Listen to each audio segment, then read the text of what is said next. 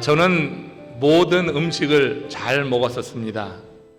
제가 음식 가리는 게 별로 없었어요. 근데 최근에 새우 알러지가 그만 생기고 말았어요. 세상에. 그 맛있는 걸 그래서 지금 못 먹고 있습니다. 그거 먹으면은 간지럽더라고요. 그래서 지금 새우를 먹지 못하는 이런 안타까운 처지에 있는 것을 알아주시기 바랍니다. 이게 음식을 잘 먹었었는데 정말 음식 가리는 게 있으니까 좀 불편하긴 하더라고요. 저는 예전에 음식 잘 먹을 때 소위 미식가들이라고 하는 사람들이 몇 시간씩 차 타고 와서 그래서 음식 먹고 오는 거 보면은 참 이해하기 어려웠고요. 또 어떤 맛집에 사람들이 길게 줄을 서가지고 뭐 2시간씩 3시간씩 있다가 먹는다는 얘기를 들으면 참 유난스럽다, 그런 생각도 좀 했습니다. 근데 제가 지난 우리 캘리포니아 좀 다녀올 때 처음으로 플래튼에 있는 한식당을 2번 찾아갔어요. 돌아오는 길에 샌디에고에서 이제 아이들하고 점심을 먹어야지 되겠다 했는데 샌디에고에 있는 식당 안 가고 그 전에 먹어봤던 바로 그 식당을 2번째 2시간 운전하고 와서 거기서 점심을 먹었습니다. 평일 낮인데도 길이 줄게 서 있어요. 그 매장이 크지 않아서 그런지 줄이 길게 서 있는데 기꺼이 그 줄에 서서 기다렸습니다. 기다리는 동안 즐거웠어요. 그 맛을 생각하니까 즐거웠어요. 그리고 그 안에 들어가서 먹었을 때 정말 잘 기다렸다, 잘 왔다, 그런 생각을 하면서 정말 즐긴 적이 있습니다. 여러분, 그 식당 보니까 메뉴가 단순하더라고요. 굉장히 단순한데 깊은 맛이 있어요. 그 음식 그 자재, 그 본연의 맛을 깊게 우려내는 그런 기술이 있더라고요. 그래서 그거 먹으니까 아주 흡족하고 참 좋아요. 여러분, 깊은 맛 그리고 정말로 좋은 음식은 다른 양심, 양념, 그 MSG 많이 넣지 않아도 그 자체로 먹으면서 깊게 느껴지고 이것이 내 몸에 참 건강에 좋겠다, 이런 느낌을 갖게 되는 것 같아요. 여러분, 복음을 전하는 전도자로서 제가 그런 생각을 했습니다. 정말 하나님의 말씀을 깊게 있는 대로 전해야지 되는데 그렇게 설렁탕 뼈국물 깊게 우려낸 것처럼 하나님의 말씀이 좀 깊게 우려내서 그 말씀만 전해도 말씀 자체의 능력이 있는데 이제 간혹 이렇게 양념을 넣으려고 하는 그런 유혹을 받는 게 사실 현실입니다. 오늘 우리 본문의 말씀을 통하여서 바울이 바로 그렇게 하나님의 말씀을 그 말씀 자체로 힘있게 전하는 것보다 자기가 갖고 있었던 지식과 어떤 철학과 이런 걸 넣어서 맛을 내서 전하려다가 큰 낭패를 봤던 아덴의 이야기, 그리고 그 전도 이후 고린도의 이야기를 좀 나누려고 합니다. 바울은 2차 선교 여행 중에 고린도 지역에 이르기 전에 아덴을 방문해서 복음을 전했는데 아덴은 그 당시 헬라 철학의 중심지, 그리고 그곳에서 많은 사상이 그렇게 시작이 됐습니다. 바울은 거기서 복음을 전할 때 정말 철학적인 지식을 첨가하면은 더 맛을 내겠다. 이 지역이 이렇게 철학의 도시이니 그러니 복음을 전해도 저들이 아는 수준에서 저들에게 좀 맞게 이제 어떤 사상과 철학을 가미해서 전하면은 더 맛있게 먹지 않을까, 더 잘 받아들이지 않을까 하는 그런 판단을 했던 것이죠. 그러나 그의 길에는 어떻게 해요? 완전히 빗나가고 말았어요. 거기서는 완전한 실패를 경험하게 됩니다. 사람들의 반응이 얼마나 냉랭한지 사도행전 17장 32절에 보면은 아덴 선교의 실패에 대해서 이렇게 기록하고 있습니다. 같이 읽어봅니다. 그들이 죽은 자의 부활을 듣고 어떤 사람은 조롱도 하고 어떤 사람은 이 일에 대하여 내 말을 다시 듣겠다 하더라. 여러분, 한마디로 바울이 거기서 전한 복음은 이 맛도 저 맛도 아닌 잡탕 맛이었어요. 완전 실패하고 만 것입니다. 바울은 이렇게 아덴에서 뼈아픈 실패를 경험한 거예요. 그렇지만 성령 하나님은 그를 성숙케 하는 기회로 삼았어요. 그렇게 실패 속에서 그가 깨달았던 것은 뭐냐면 전도자가 할 일이 무엇인가, 그것은 그 복음 전하는 본질에 대해서 깊게 깨닫고 거기에 집중하는 것이지 무슨 철학이고 무슨 사상이 이런 게 필요한가. 하나님 말씀 그 자체의 능력이 있는데 여기에 철학과 사상을 더 넣는다고 그것이 어떻게 전해질 수 있겠는가 하는 것을 깨닫게 된 거죠. 아마도 여러분 모든 설교자에게 있어서 설교의 실패는 어떤 실패보다 큰 수치감을 준다고 생각합니다. 그래서 설교에 소위 말해서 죽을 쓴 날이 있는데 이 죽을 쓴 날은 아무도 보고 싶지 않아요. 너무 수치스럽게 여겨지는 거예요. 육신의 고난보다 무서운 것이 정신적인 수치감이라고 누군가 말을 했습니다. 아마 설교에 실패하고 죽을 쓰면 그런 수치감이 느껴지는지 많은 설교자들이 같은 말을 합니다. 바울은 바리새인 중에 바리새인이었어요. 가말리알 문화의 정말 대표적인 제자였습니다. 그는 당시로서의 최고의 엘리트라고 말할 수가 있어요. 성서에 대한 지식은 물론이고 헬라 문화권에서 지식인의 상징이라고 하는 수사학에도 대단한 그런 실력을 발휘했던 사람입니다. 그런 그가 그 지식에 복음을 담아서 전하려다가 조롱을 당하고 있는 것입니다. 그러니 수치를 당할 수밖에 없는 거예요. 자신의 지식이 복음을 전하는데 오히려 장애가 될 수 있구나 하는 것을 그 실패를 통하여서 바울은 깊게 깨닫게 되었습니다. 그래서 그 후에 빌립보 교회에 보낸 편지에 보면은요, 아덴에서의 경험을 되새기면서 이런 말을 하는 거예요. 바로 이 고백이 그런 배경에서 나온 것이라고 볼 수 있어요. 빌립보서 3장 7절에서 9절에 이 바울의 고백을 한번 들어보십시오. 같이 읽습니다.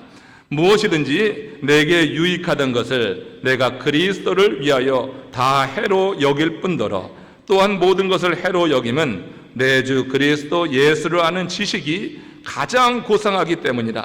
내가 그를 위하여 모든 것을 잃어버리고 배설물로 여김은 그리스도를 얻고 그 안에서 발견되려 함이니 내가 가진 의는 오직 그리스도를 믿음으로 말미암은 것이니 곧 믿음으로 하나님께로부터 난 의라. 바울은 에덴 사람들을 자신의 지식으로 믿게 하려다가 실패한 거예요. 복음 자체가 갖고 있는 능력을 있는데 그 능력을 믿지 않고 이곳 사람들은 대단한 지식이 있는 학식층이니까 그들에게 이제 나도 알고 있는 내가 저들보다 절대 뒤지지 않지, 이런 철학과 사상과 이런 이론에 대해서 내가 뒤지지 않지, 그러니까 그걸 앞세워가지고 그들을 믿게 하려다가 실패한 거예요. 여러분, 복음은요 믿어지는 것입니다. 복음은요 하나님이 은혜로 우리에게 믿어지게 할 때 믿어지는 것인 줄로 믿습니다. 내 지식으로, 내 사상으로, 내 어떤 기술로 믿게 하는 게 아니에요. 하나님의 은혜가 임할 때 복음이 믿어지는 거예요. 그리스도가 믿어지고 십자가가 믿어지게 되는 것이에요. 여러분, 그런데 이 바울이 거기서 그만 믿게 하려다가 이렇게 하면 더 잘 믿겠지 하는 자기 방법을 썼다가 망신을 당하고 말았지만 성령이 그를 위로하셔서 새롭게 하시는 것을 보게 돼요. 여러분, 그의 말을 듣고 사람들이 뭐라고 합니까? 네 말을 다시 듣겠다. 죽은 자의 부활에 대해서는 기롱을 하고 그가 전한 다른 말에 대해서는 네 말을 다시 듣겠다. 이게 무슨 말이에요?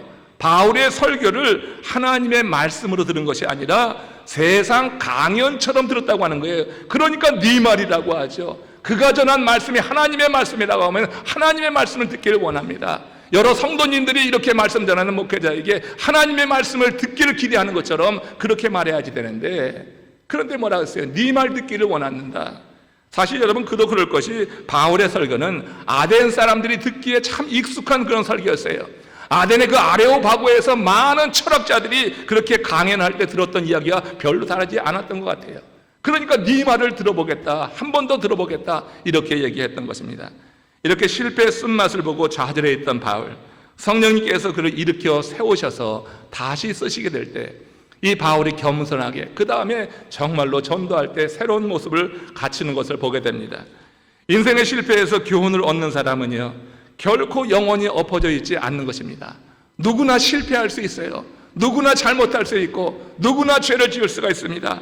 그러나 거기에서 교훈을 얻게 되는 사람, 특별히 성령 하나님이 주시는 감동에 따라서 교훈을 얻는 사람은 영원히 엎어져 있지는 않는 거예요. 그 실패를 딛고 더 높이, 더 멀리 분명히 나갈 수 있는 줄로 믿습니다. 그게 사실 여러분, 실패 자체가 항상 나쁜 것은 아니더라. 때때로 실패하기 때문에 하나님 앞에서 우리가 겸손하게 되니까 유익한 거예요. 하나님 앞에 겸손한 자를 하나님이 세우시고 교만한 자를 하나님께서 누르시고 패하게 하시는 줄로 믿습니다. 우리 실패를 통하여서 우리가 하나님 앞에 겸손해지니까 그것이 유익이라고 하는 거예요. 인생의 실패를 통해서 하나님을 깊이 체험한 사람들은요, 그래서 평생 하나님을 놓치지 않는 거예요. 실패 통해서 하나님의 사랑을 확신했을 때 그때 하나님을 놓칠 수가 없는 거예요. 그들은 높은 자리에 올라도 겸손하게 주를 섬기면서 기쁘게 살아간다고 하는 거예요. 그러기에 인생길에서 한두 번 실패하는 것은 사실 큰 문제가 아닙니다. 실패할 때 하나님께 대한 신뢰를 잃어버리는 것이, 이것이 문제라고 하는 거예요. 오늘 여러분 이 자리에도 분명히 살면서 뭔가 막히고 실패하고 일이 되지 않고 얽혀있는 분들이 계실 거예요. 여러분, 그 시간을 주님의 은혜를 구하는 시간으로 선용하시기를 주의 이름으로 축원합니다. 그 시간에 주의 이름을 부를 수 있기를 주의 이름으로 축원합니다. 성령 하나님이 우리를 도우셔서 우리를 그 엎어진 자리에서 일으켜 세워주시고 우리로 나갈 길을 분명히 제시해 주는 거예요. 교만하지 말고 정말 하나님의 말씀 앞에서 겸손하게 내려앉아 보십시오. 그리고 하나님의 말씀을 들으려고 하고 그 말씀을 깊게 묵상해 보십시오. 그 말씀의 깊이, 정말 복음의 맛, 그 말씀의 깊이 있는 맛을 깨닫게 되면서 먼저 힘을 얻게 될 것이고, 거기에서 하나님이 주시는 지혜로 우리의 막힌 문제를 풀어나갈 수가 있는 거예요. 교만은 패망의 원인입니다. 하나님의 말씀을 들을 때 거기에 빳빳이 들고 내 사상, 내 생각을 앞세워서 그 말씀을 재단하려고 하지 말고 하나님의 말씀 앞에 겸손히 고개 숙여서 그 말씀이 내 심령에 타고 들어와서 내 삶에 녹아지고 내 삶을 변화시킬 수 있도록 그렇게 살아가게 될 때 하나님께서는 그 삶을 정말 귀하게 여기실 거예요. 실패했다고 좌절하고 절망하고 쪼그라들지 말고 실패했을 때 그러므로 주의 은혜를 구하면서 우리가 성령 하나님의 터치를 받게 되고 우리 가운데 역사하시는 걸 경험하게 될 때 분명히 여러분 하나님은 우리에게 살 길을 열어주시는 거예요. 바울은 아덴 선교에서 실패하고 수치감도 맛보았지만 성령의 위로를 받았습니다. 그리고 곧 정신을 가다듬고 일어섰어요. 그리고 이제는 세상 지식이 아니라 자기가 갖고 있었던 여러 가지 철학적이나 이제까지 배워왔던 세상 학문이 아니라 오직 그리스도와 십자가만을 전하겠다고 마음으로 다짐을 합니다. 그리고 고린도 지역으로 옮겨가서 마음으로 다짐한 그대로 거기서는 십자가와 그리스도만 전하고 있는 장면을 오늘 본문에서 우리가 보게 되는 거예요. 한번 확인해 보겠어요. 고린도전서 2장 1절 2절 말씀에서 지금 바울이 이렇게 말합니다. 같이 크게 같이 한 목소리로 합독하겠습니다. 형제들아, 내가 너희에게 나아가 하나님의 증거를 전할 때 말과 지혜의 아름다운 것으로 아니하였나니 내가 너희 중에서 예수 그리스도와 그가 십자가에 못 박히신 것 외에는 아무것도 알지 아니하기로 작정하였습니다. 지금 고린도 교회 성도들에게 보낸 거예요. 그들에게 복음을 전했을 때 이를 회상하는데 내가 너에게 나가서 하나님의 말씀을 전할 때 하나님의 증거를 전할 때 말과 지혜와 아름다운 것으로 하지 않았다. 이건 뭐예요? 아덴에서는 말과 지혜와 아름다운 것으로, 사람들 듣기에 좋은 것으로, 사람들에게 내가 이런 실력 있는 사람이야, 나 이렇게 대단한 사람이야, 나 이렇게 학식을 갖춘 사람이야 하는 것을 보여주기 위해서 말과 지혜의 아름다운 것을 했지만, 이제 여러분 이 고린도에서는 그렇게 하지 않은 거예요. 실패하고 돌아서 하나님 앞에 겸손해서 이제 나는 그리스도와 그가 십자가에 못 박힌 것 외에는 아무것도 알지 아니게도 작정하고 내가 그리스도와 십자가만을 전했다고 이렇게 고백하는 거예요. 몇 번 말씀드렸지만은 광고 대상을 받은 카피 가운데 이런 게 있습니다. 내가 아는 것은 안경뿐입니다. 여러분이 내가 아는 것은 안경뿐이라 하는 그런 카피를 가지고 그래서 광고 대상을 받았는데, 여러분 이런 사람에게 안경 맞추러 가지 않겠어요? 내가 아는 것은 안경뿐입니다. 안경에 대해서는 탁월하고 전문가라고 하는 거예요. 안경사는요, 안경만 알면 되는 거예요. 안경만 잘 알고 안경을 잘 권해주고 그리고 돛을 잘 맞춰주면은 그러면 최고란 말이에요. 여러분 우리가 복음을 전할 때 복음 자체를 먼저 아는 것이 중요한 줄로 믿습니다. 복음에 대한 분명한 인식과 깨달음과 그 가운데 이 복음이 무엇을 의미하는지를 우리가 깊게 알게 될 때 거기에서 여러분 더한 것은 없는 거예요. 주의 복음을 전하는 우리들이 정말 주의 복음에 대한 지식이 얼마나 되어 있는가, 그 지식이 내 삶에 어떻게 실현되고 있는가, 이런 분명한 확신을 통하여서 하나님의 일은 이루어져 나가는 거다. 다른 잡다한 설명보다 이 확신이 한마디가 사람들을 끄는 것이라고 저는 확신합니다. 지난 달라스 우리 한교청 상임위원회 모임이 있었을 때 정말 사람들이 모이니까 의견이 다양하더라고요. 이런저런 다양한 의견이 있어요. 교단적인 이런 상황 속에서 이제 우리 한인교회가 어떻게 가야지 될 것인가, 우리가 분명히 보수 그런 입장을 취해서 나갈 수밖에 없는데, 그런데 이런저런 다양한 의견들이 그래도 몇 가지 일어났어요. 그 회의가 막 공전되고 있는데, 근데 성령 하나님이 제 마음에 주시는 생각이 바로 지금 이 카피 생각이 나더라고요. 그리고 사실 제가 여러 번 말씀드렸던 건데, 그래서 거기 모였던 위원들에게 그런 얘기를 했어요. 나의 관심은 한인교회뿐입니다. 저는 한인교회의 빚을 졌고 한인교회가 사는 것을 원합니다. 목회자들이 여러 가지 자기네 입장에 따라서, 지금 자기 입장에 따라서 결정하지 못하고 주저하고 있을 때, 그래서 회의가 공전되는 것을 보면서 내가 정말 관심하는 것은 한인교회입니다. 우리 한인교회가 살아야지 됩니다. 이런 경랑의 시대에 우리 한인교회가 분명한 믿음의 정체성을 가지고 나가야지 됩니다. 이렇게 한마디 했습니다. 그러면서 회의를 좀 이렇게 모으고 여러 가지 생각을 한 가지로 모으는 그런 시간을 좀 가졌어요. 인생이 여러 이슈로 복잡하게 얽혀서 앞으로 나가지 못할 때가 있어요. 이런저런 세상 일이 내가 가는 길을 가로막을 때가 있어요. 그럴 때 여러분 생각을 좀 단순화할 필요가 있는 겁니다. 그리고 좀 집중해야지 된다고 하는 거예요. 이렇게 자문하며 여러분 생각을 정리해 보십시오. 지금 나의 선택은 하나님의 뜻에 부합한 것인가? 지금 내가 가고 있는 이 길이 하나님이 기뻐할 만한 일인가? 하는 것을 여러분 생각하면서 잡다한 여러 가지 이슈, 복잡한 세상 일을 좀 정리하면서 단순화해서 여러분들이 선택하고 나가게 될 때 시간도 절약하고요, 집중된 데는 힘이 느껴지는 거예요. 집중하게 될 때 산만 하니까 이것도 저것도 안 되지, 집중하게 되면요 분명하게 내가 원하는 것을 알고 그것이 진리라고 생각하고 이것이 옳다고 생각하면 집중해 나가게 될 때 거기에서 여러분 어떤 변화가 일어나는 거고 어떤 일이 일어난다고 하는 거예요.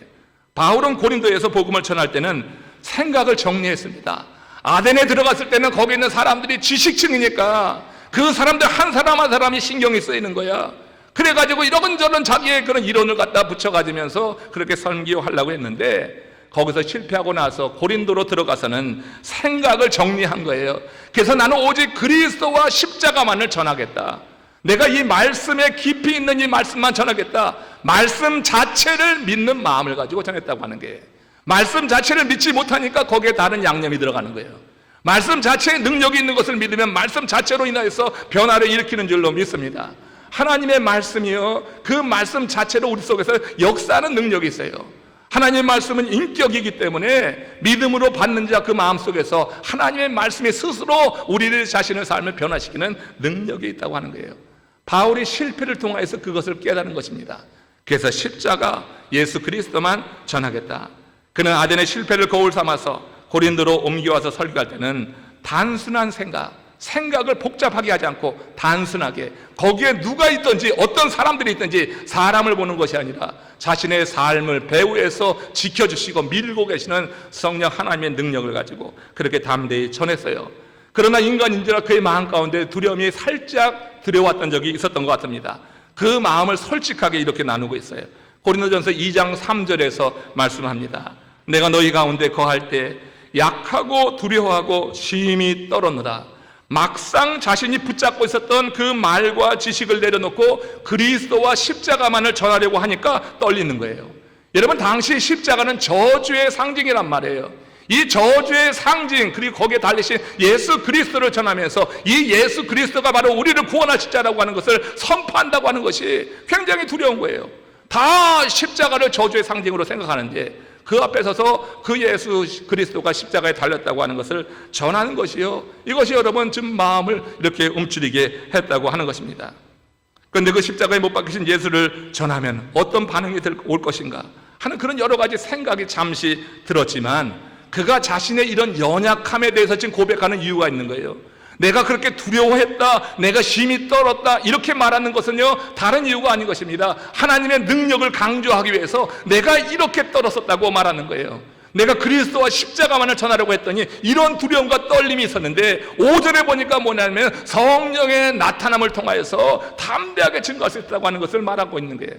자신은 연약했지만 내가 그리스도와 십자가, 복음의 진리, 그 진수만을 전하라고 했을 때 성령께서 그 말씀을 전하는 현장에 나타나셔서 성령의 나타남이 있음으로 인하여서 고린도 교회 성도들의 마음 가운데 그 복음이 파고 들어갔다고 하는 것을 지금 강조하는 거예요. 자신은 연약하지만, 나는 부족하지만 성령이 행하셨다고 하는 것을 강조하는 거예요. 에덴에서는 성령의 역사에 대한 기대가 없이 내가 뭔가를 해보겠다고 하는 것이에요. 그래서 자신의 말과 지식을 갖다 다 붙여봤지만 거기서는 성령의 나타남이 없었어요. 우리가 겸손하게 하나님의 말씀을 대할 때 이처럼 하나님의 은혜를 구하면서 나가면 우리가 행하는 여러분의 전도 그 사역 속에서도, 여러분들 행하는 어떤 사역 속에서도 성령의 나타남이 경험되리라고 믿습니다. 두려워하지 마십시오. 여러분이 하는 사역에 대해서 염려하지 마십시오. 정말 마음으로 묻기를, 이 일이 하나님이 기뻐하실 것인가 하는 이런 질문에 대해서 여러분들이 담대히 예라고 답할 수 있으면 두려워하지 말고 한 발 내디디시기 바랍니다. 사람들이 어떻게 대할까, 이거 염려하지 말고요. 그건 이미 사람을 의식하는 거예요. 이미 이 일을 통해서 하나님께서 기뻐하시겠지, 그래 하나님이 함께 하실 거야, 그와 같은 믿음, 어떤 내 자신의 욕망과 욕심과 탐심에 의해서 행하는 것이 아니라 하나님이 기뻐하실 만한 일이라고 하는 것, 여러 가지 사역을 통해서 하나님께서 그렇게 우리에게 은혜를 더하여 주실 때 여러분 담대하게 발을 내주시고 나가다 보면 성령의 나타남이 저와 여러분들의 사역 속에 분명히 함께 하실 줄로 믿습니다. 이렇게 바울은 성령의 나타남을 힘입어서 그리스도 십자가만을 담대히 전했어요. 그러자 고린도 사람들이요, 그의 말을 이제는 바울의 말이 아니라 하나님의 말씀으로 듣기 시작했어요. 그래서 그의 말이라고 하는 말이 안 나와. 이제는 하나님의 말씀을 들어서 고린도 교회 성도들이 이제 그 말씀을 받아들이면서 복음이 불같이 번져나가고 그곳에 아주 큰 믿음의 공동체가 서게 될 수 있었다고 하는 거예요. 그렇다면 보다 구체적으로 바울이 그리스도와 십자가만을 전하기로 했다는 말은 무슨 뜻인가? 그리스도와 십자가만을 전하기로 했다고 하는 것, 뭐 의미는 알 것 같은데 과연 더 구체적으로 무엇인가? 그리스도와 십자가 사건은요, 하나님이 세상을 사랑한 확실한 증거인 줄로 믿습니다. 믿는 우리들은 그걸 확실한 증거로 믿죠. 믿지 않는 사람들은 어리석고 저주받는 것으로 생각할 수 있지만 우리는 그것을 하나님의 사랑으로 믿어요. 그렇기 때문에 여러분, 십자가와 그리스도만을 전했다고 하는 것은 하나님의 사랑을 전했다고 하는 거예요. 하나님의 사랑이 어떤 사랑입니까? 그 하나님의 사랑은 독생자를 이렇게 보내실 만큼 우리를 사랑하시는 무한한 사랑이고, 또 예수 그리스도는 그 십자가에 달릴 만큼 우리를 향하여서 사랑을 보이신 그런 희생적 사랑이라고 하는 거예요. 그러니까 그리스도와 십자가를 전했다고 하는 것은 하나님의 사랑이 얼마나 무한한가, 그리고 하나님의 사랑이 얼마나 희생적인가, 이 사랑을 받은 존재라고 하는 것, 이것을 지금 전했다고 하는 그런 의미가 될 거예요.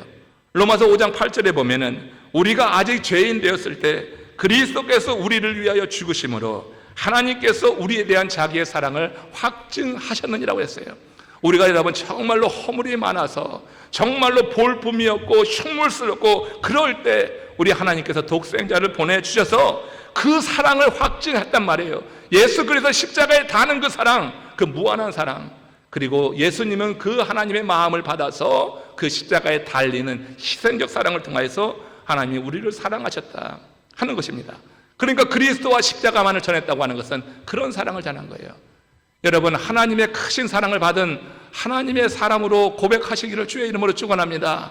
예배하는 여러분들의 얼굴을 보면요, 하나님의 사랑을 받은 사람인지 아직 받고 있는 사람인지 아직 모르는 사람인지 대충 구분이 갑니다. 여러분, 하나님의 사랑을 받은 사람들의 아름다운 표정이 우리 온 성도들에게 여기저기에서 꼽힐 수 있길 원해요. 하나님의 사랑에 대해서 확신하면요, 예배하는 자세가 달라져요. 내 마음, 그리고 내 눈빛이 달라져요. 하나님의 말씀을 듣는 태도가 달라져요. 하나님의 사랑, 예수 그리스도의 희생적 사랑, 이것이 우리 가운데 임하게 될 때 우리의 삶에 새로운 차원이 열리게 되고 새로운 세계를 보면서 우리의 가치관이 새롭게 되는 것을 알 수가 있는 것입니다. 바울은 그리스도의 원수였습니다. 그런데 그가 그리스도를 이제 전하는 자가 되었어요. 그러니까 그리스도의 사랑과 십자가의 은혜, 그리스도의 희생적 사랑을 전하면서, 그러면서 바울이 함께 전했던 것이 있는데 그거 뭐냐면 내 삶에 이런 변화가 있었다고 하는 거예요. 죄인 중에 괴수라고 말했던 자입니다. 그러니까 그리스도에 대해서, 하나님에 대해서 대적하던 사람이었는데 지금 이제 어떻게 그리스도를 위해서 자기의 목숨을 내놓은 사람이 되었어요. 그러니까 자기의 삶이 이렇게 변하게 된 것은 하나님의 그 큰 사랑을 받았기 때문이다. 예수 그리스도의 희생적 사랑을 통해서 내 삶이 변화되어서 내가 그리스도를 핍박해서 괴수 중에 괴수였는데, 그런데 이제는 그리스도 위해서 내가 희생하는, 생명을 내놓는 전도자가 되었다. 이렇게 합해서 전하게 되니까 고린도 지역에서 그 말을 들으면서 사람들의 변화가 일어나게 되었다고 하는 것을 우리가 생각해 봐요. 그는 씻을 수 없는 허물이 있었음에도 하나님께서 끝까지 참아주시고, 그리고 기회를 주셔서 하나님의 사랑을 경험하게 하시며 하나님의 일꾼이 되게 하신 것에 대해서 진정으로 감사하면서, 이렇게 내 허물 많은 인생도 하나님께서 덮어주시고 기회를 주셔서 새로운 인생을 산다고 하면 여러분들도 그럴 수 있습니다 하는 이와 같은 설득력 있는 그야말로 성령 안에서의 설교를 통해서 많은 사람들을 감화시키면서 변화시켰다고 하는 거예요. 미국에서 슈퍼볼만큼이나 유명한 풋볼이 있는데 그 대학 미식축구입니다. 대학 미식축구 가운데 가장 대표적인 게 로즈볼이라고 하는 거예요. 100년이 넘는 역사를 갖고 있습니다. 지금부터 여러분 딱 100년 전 일이에요. 1919년의 일인데 아직까지도 그 경기 한 경기가 많은 사람들에게 회자되는 이야기입니다. 1919년 정월 초하루였습니다. 조지아 공대하고 캘리포니아 공대가 이 경기에 붙게 된 거예요. 그런데 전반전을 마치기 직전에 캘리포니아 대학의 로이 리즈겔지라고 하는 선수가 저 조지아 대학 선수가 실수로 놓친 공을 잡게 되었습니다. 그러니까 여러분 캘리포니아 응원단이 어떻게 되겠어요? 난리가 나는 거죠. 이제 우리 팀이 공을 잡았다고 하는 거예요. 이제 시간도 얼마 남지 않았는데 공을 잡은 거예요. 환호성이 일어납니다. 로이를 응원하는 것입니다. 뛰라고 하는 것입니다. 근데 이 로이가 뭔가 홀린 듯이 말이에요. 상대 진영이 아니라 자기 진영으로 막 뛰어가는 거예요. 아니 자기 진영으로 뛰어가면 됩니까? 상대 진영이 가서 터치라인에 터치해야 되는데 이 자기 진영으로 막 뛰어가는 거예요. 순간적으로 그가 착각을 해서 65마일이나 65야드나 자기 진영으로 뛰어간 거예요. 그러니까 같은 팀 선수가 보고 있다가 이게 도저히 안 되겠으니까 그를 태클해가지고 그를 넘어뜨려서 결국 막았지만 그 일로 인하여서 결국은 상대팀에게 점수를 주고 말았어요. 그렇게 전반전을 마치고 휴게실로 들어왔습니다. 로이는 아이처럼 울 수밖에 없죠. 내가 정말 무슨 일을 했는가. 후반전 게임 시작하기 3분 전까지 코치가 그 후반전에 나갈 선수를 발표하지 않고 있다가 이제 그 코치가 립스 프라이스라고 하는 코치인데 이 선수가 3분 전에야 이제 그 라커룸에서 선포합니다. 전반전에 뛴 선수들이 후반전에도 똑같이 뛴다. 그 말을 듣고 전반전에 뛰었던 다른 선수들은 다 운동장으로 뛰어나갔어요. 그러니까 로이는 나갈 수가 없는 거죠. 고개를 숙이고 있는 겁니다. 그때 그 코치 프라이스가 로이의 어깨에 손을 얹으면서 이런 말을 했다고 하는 거죠. 로이, 일어나서 자네 위치로 가게. 이 게임은 이제 겨우 절반 끝났을 뿐이야. 이제 자네 위치로 가. 결국 로이가 코치의 그 격려를 힘입어서 경기장으로 나갔고 후반전에 정말로 열심히 뛰어서 그 팀이 승리하는 데 기여를 했다고 하는 이야기가 지금도 전해집니다. 여러분 제가 이 얘기 왜 합니까?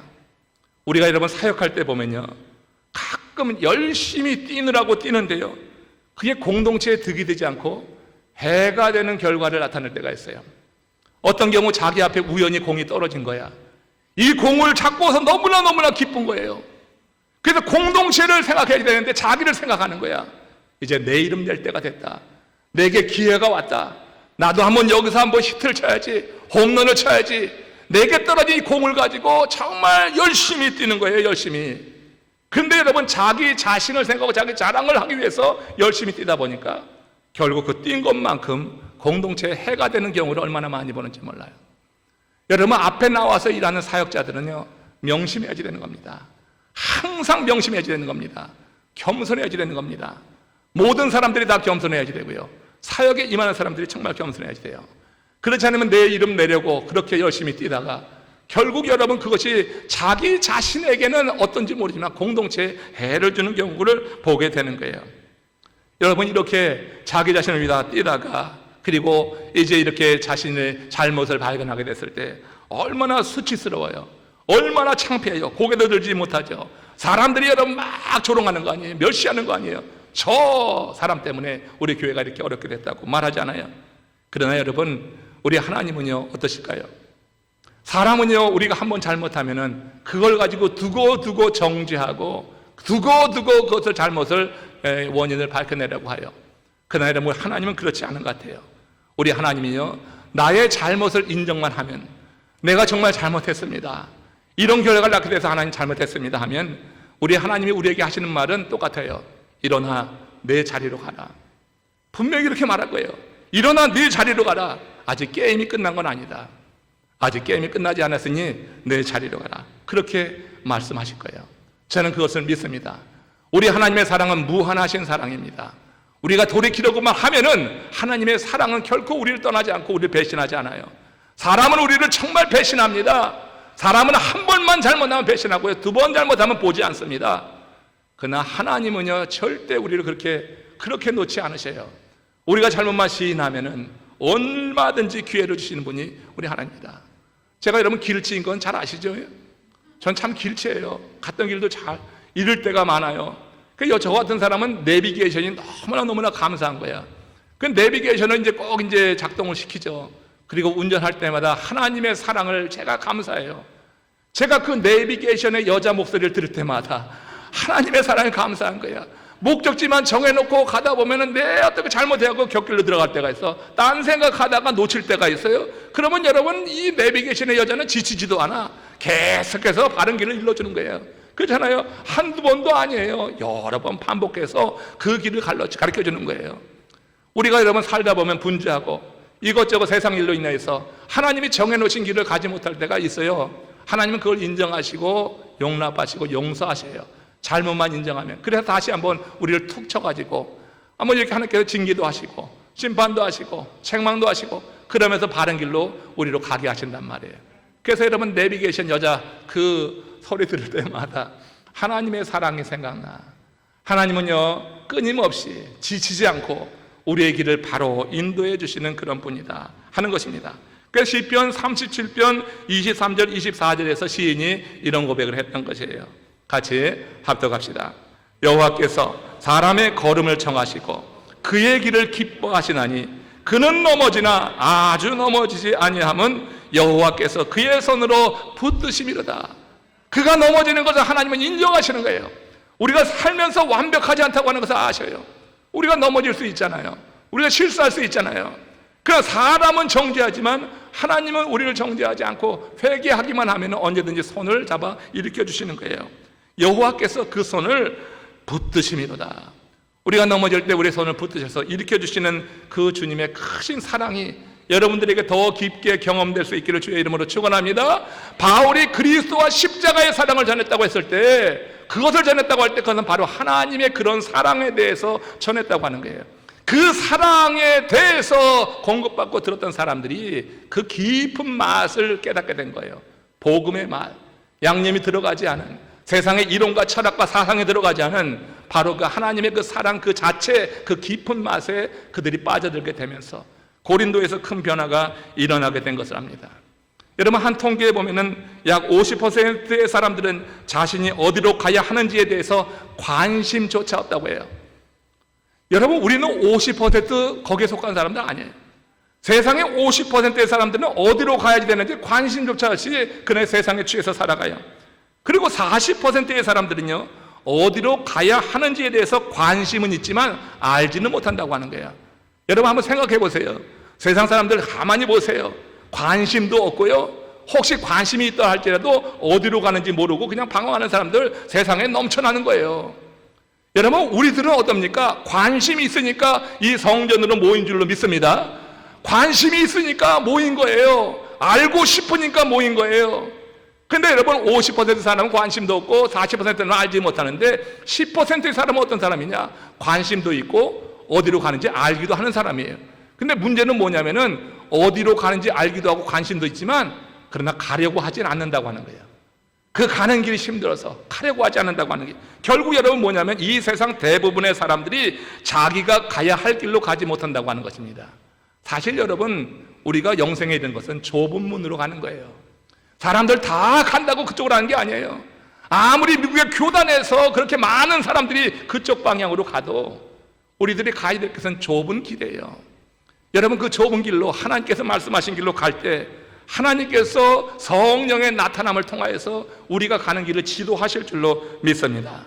세상 대부분의 사람들 자기가 가야 할 길로 가지 못하는 이때 우리를 불러주신 하나님의 은혜에 그러므로 여러분 감사하십시오. 관심이 있으니까 불러주신 거예요. 내가 관심이 있으니까 불러주셨고, 불러주시면 내가 응답해 왔으니까 이제 여기에서 우리가 어디로 가야 되는 그 길을 우리가 듣는 거예요. 그 길을 듣고 여러분 이제 알았어요. 어떻게 살아야 되는지 알았단 말이에요. 그런데 여러분 10%의 그 퍼센테이지에 들어갔다고 안심하지 마세요. 사람들은 알고 관심이 있어도 그 길로 직접 가는 일을 선정하고 선택하는 데는 또 주저하게 되더라 하는 것입니다. 우리는 여러 하나님이 예수 그리스도를 보내셔서 내신 길을 가는 하나님의 사람들이다. 우리는 그 길을 따라가기만 하면 되는데 그 길을 따라가지 못하도록 사단의 역사가 너무나 많아서 진리요 생명이신 그 하나님이 원하시는 길로 가지 못하고 넘어질 때가 있으나, 넘어질 때 하나님의 이름을 부르고 우리가 잘못된 것을 고백하면은 하나님은 어떻게 해요? 우리를 그 손으로 붙드신다. 우리가 넘어지는 것을 인정하시지만 우리가 고백할 때는 언제든지 붙드신 손을 잡고 일으켜 주신다고 하는 것 기억해야 될 것입니다. 분명히 하나님께서 정하신 길로 나감에도 불구하고 그러나 넘어지고 쓰러지는 사람들도 있더라고요. 하나님의 정하신 길로 이제 믿음으로 나가는 거야. 10%에서도 이제 더 이제 그 앞에서는 그런 선두 그룹이 되어서 하나님이 정해주신 길로 친히 나감에도 불구하고 넘어질 때가 있어. 이걸 어떻게 해석해야 되는가? 누가복음 8장 22절 23절 말씀 보십시오. 같이 읽습니다. 하루는 제자들과 함께 배에 오르사 그들에게 이르시되 호수 저편으로 건너가자 하시매 이에 떠나 행선할 때 예수께서 잠이 드셨더니 마침 광풍이 호수로 내리치매 배에 물이 가득하게 되어 위태한지라. 제자들은 예수의 말씀에 순종해서 항해하던 중에 지금 이 일을 만난 거잖아요. 그러니까 어디로 가야 되는지 관심도 있었고 알기도 했어요. 주님을 모시고 가니까. 이런 경우에 여러분 납득하기 어렵잖아요. 그러나 주의 선하심을 믿고 모든 것을 맡기고 기다리는 것이 우리가 해야지 될 일이라고 하는 거예요. 한번 생각해 보세요. 자기 죄로 넘어진 자도 주님께서 일으키신다고 그랬어요. 자기 죄로 넘어진 자도 일으키시는데 주의 일을 열심을 내다가 넘어진 자를 하나님께서 그냥 두시겠어요? 자기 죄로 인하여 넘어진 자도 일으키시는 하나님께서 주님과 함께하며 그 일을 감당하다가 넘어질 때 우리 주님께서 그냥 두시지 않는다고 하는 거예요.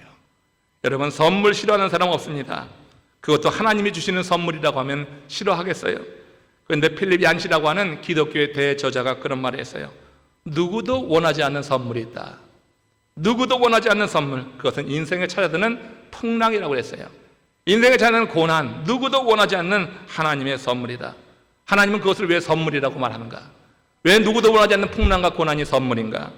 일본의 신학자 우찌무라 간조의 고난에 대한 해석을 보면은 이 부분에 대해서 이해가 됩니다. 이렇게 말합니다. 세상의 고난은 우리를 거룩하게 만드는 목적을 가지고 있다. 하나님은 인류를 사랑한 나머지 우리에게 많은 혼란과 고통을 보내셔서 우리로 하여금 이 땅에 달라붙지 않게 하시고 영원한 하늘나라를 소망하게 하신다. 결국 고난이 온다고 하는 것은 우리로 이 땅에 달라붙지 않게 하시기 위함이라고 하는 거예요. 우리가 여러분 항상 형통하면 좋겠지만 항상 형통한 삶, 잘 되는 삶, 내 생각대로 되는 삶을 살면요 우리는 이 땅에 달라붙게 되어 있어요. 영원한 나라를 소망하지 않습니다. 이 땅에 달라붙는 삶, 이걸 막기 위해서 하나님은 간혹 우리의 삶 속에 혼란도 주시고 공고한 날도 주시더라, 이렇게 해석을 했어요. 그래서 여러분 누구도 원하지 않지만 하나님이 주시는 이 선물이 우리 가운데 임할 때 불신자들처럼 그것 때문에 불평하지 말고 하나님이 내게 선물을 주셨구나. 아, 지금 내가 이 땅에 달라붙으려고 하는구나. 이 땅에 달라붙어서 영원한 소망은 잃고 그렇게 살아가고 있구나. 하나님께서 내게 주신 선물이지. 내가 이 시간 다시 한번 내 주님 앞에 서야지. 이렇게 고백하게 될 때 하나님이 우리를 붙드신 그 손을 붙잡고 일으키실 줄로 확신합니다. 사는 게 짐 아닙니까? 여러분, 사는 게 짐이지만요 짐 없이 사는 삶은 존재하지 않아요. 사는 자체가 짐인데 짐 없이 사는 사람은 아무도 없더라. 모든 사람의 어깨에 짐이 있어요. 함저 어린 아이에게도 그 짐이 있습니다. 아담의 후손으로 태어난 모든 인생은 인생 자체가 짐이 될 수밖에 없습니다. 그러니 육신으로 산다고 하는 것 죄의 짐을 지고 존재하는 것이라 할 수 있다. 근심과 걱정, 염려가 떠나지 않는 것은 짐입니다. 그게 아주 큰 짐입니다. 이 짐은요, 사실 불신의 문제입니다. 죄의 문제입니다. 우리가 하나님의 자녀로서 하나님께서 우리의 손을 붙잡고 계시다고 하는 확신이 있다고 할 때, 우리 하나님께서 우리의 손을 놓지 않으시고 우리를 문제에서, 수렁에서, 구덩이에서 건지실 것을 확신하시면서 다시 하늘을 보시기 바랍니다. 이 땅에 달라붙지 말고 하늘을 보시고 영생에 대한 소망을 갖고 나갈 수 있기를 원해요. 하나님의 크신 사랑으로 구원받은 하나님의 사람들이에요.